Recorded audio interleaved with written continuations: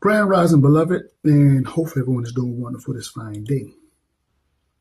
Now, this is for the sisters. This is just for the sisters, for the women. And let me say this first. There's going to be some that's going to take this personal. They're going to take this as an attack. They're going to take this as criticism. They're going to take it harsh. And I assure you, this is not mean. It's not meant to be mean. It's not meant to be not to criticize. It's really about giving information and helping you to look at something from a different perspective that you may have not seen or heard before. But that's okay for those that may not take it that way. That's just where they're at. I was having a conversation with a sister, right? And we were talking about relationships. And she mentioned to me that she could not see herself submitting to a man that she's not married to. And, I think the sister had really, really good intent on when she was trying to explain to me, her definition or her understanding of submission. And I asked the sister a question. I said, are you a virgin? Which I already know that. I know the answer already. I said, are you a virgin? She says, no.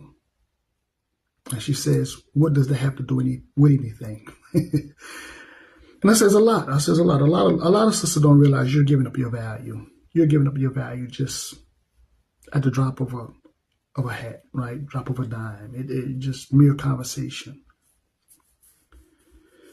But anyway, after she says, no, she's not a virgin and stuff like that. And I said, okay.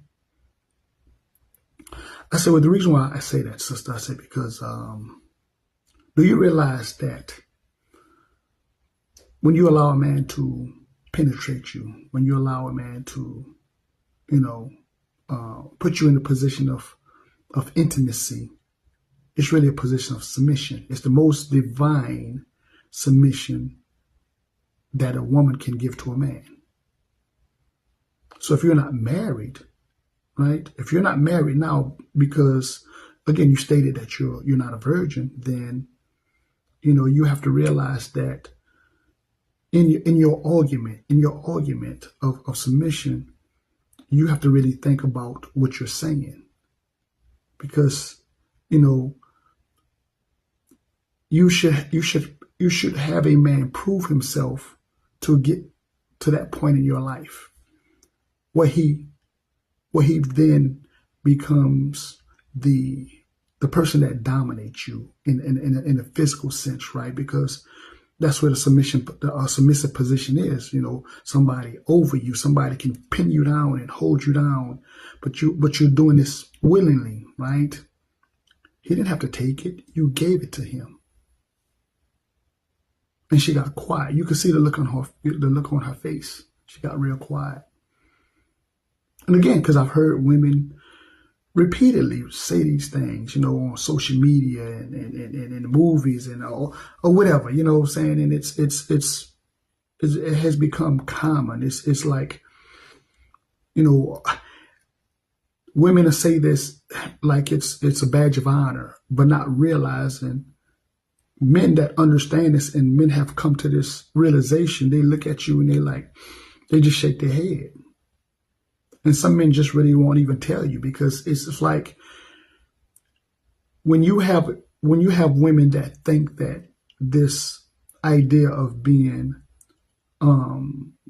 strong and independent and all this stuff like that, is a badge of honor, they will say anything. They will say anything to boast themselves, because again, and I get it, a lot of the sisters have been hurt, right? We're all wounded to a degree, right? We've been exposed to the reality of who we are as a people and what's been going on throughout our lives, But at the same time, if you're not looking to see why you're traumatized and why you're saying the things that you're saying, and then when somebody give you the reality check, then again, are you really aware, and not only aware, but are you ready to have these conversations about submission Because I assure you, the system has already put things in place, and you're willing to submit to them on a job and all these other things. But the most divine submission, you have been giving it away